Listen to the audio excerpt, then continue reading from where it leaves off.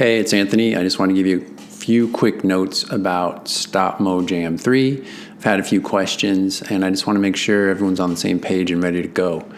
What is STOPMO Jam? Well, a few years ago, I did STOPMO Jam with a spring theme, and the background was white, and you could basically animate your puppet against this white background. It had to enter frame and exit frame. You have to think of these STOPMO Jams as being one long film.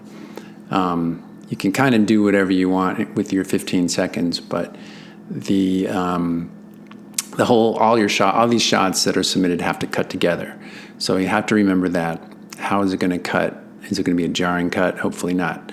So the easiest way to do that, and if you take a look at the first STOPMO Jam, you can see most people just animated against a plain white background.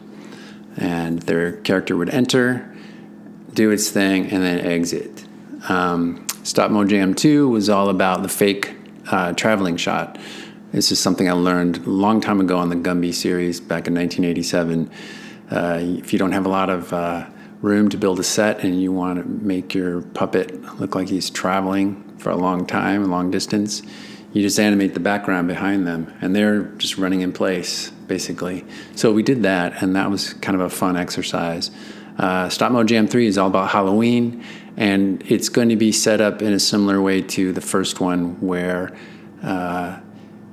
you basically can do whatever you want to do, as long as it's not too creepy for kids or anything like that. But Halloween theme. Think like Tim Burton. Think like Frankenstein. Think about ghosts and goblins, and as opposed to Friday the 13th or slasher movies, things like that. Try to stay away from that bloody stuff. STOPMO Jam 3, black background, or if you want to build a set, you can have a haunted house. But the thing to remember is your first frame and your last frame must be completely black. So the simplest way is to get some black velvet, put it up in the background, and have your character enter, do its thing, and leave. Or into the ghost's eye, or the skeleton's eye, like I was talking about earlier. Something like that, just a clever way to cut. So the next person's shot will cut with yours. So let's talk about some technical things. That was the creative part. I want to make sure everyone's STOPMO Jam looks really good this time. I've had some entries in the past, people sending different frame rates. The final project will be 24 frames, so which is normal for most feature film work.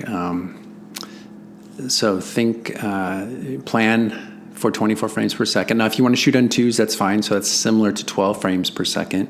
But I don't want any 12 FPS. I don't want any 30 FPS. Just plan and shoot some tests to make sure you understand. I'll post some notes, like QuickTime, what it looks like. It should say 24 FPS. That'll make your project look really good. Once your shot is cut in with the whole project, the frame rate will be correct and it'll look its best. The other thing is aspect ratio is 16:9, which is widescreen, and 1920 by 1080. So again, shoot a test, make sure that you're getting that correct aspect ratio. Otherwise, you're going to have black bars on the sides. We've had that in the past as well, if the aspect ratio is not correct. So that's what we're working towards.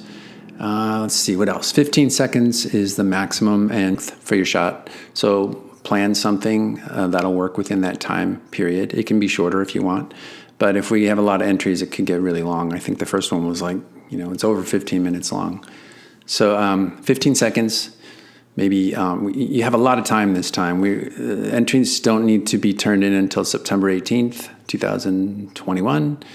But that time's going to go quick, especially if you want to build a custom puppet, you want to storyboard something. You have a lot of rig removal to do at the end. You don't want to end up spending so much time building and building and not enough time to animate or do your post work. So make yourself a little schedule, give yourself some goals, give yourself some deadline. Start a blog. Nick started one about Stopmo Jam 3. If you check the blogs down at the bottom, you'll see that he has started one for this project. So that's a cool way to, just keep track of where you are. You could ask people questions. Hey, how do I do this effect or whatever? But yeah, this time will get eaten up pretty quick.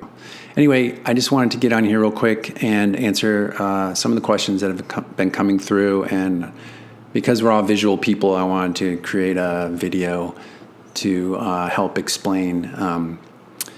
But I think if you have any extra questions, additional questions, reply to this thread and I'll get back to you ASAP. All right, thanks, bye.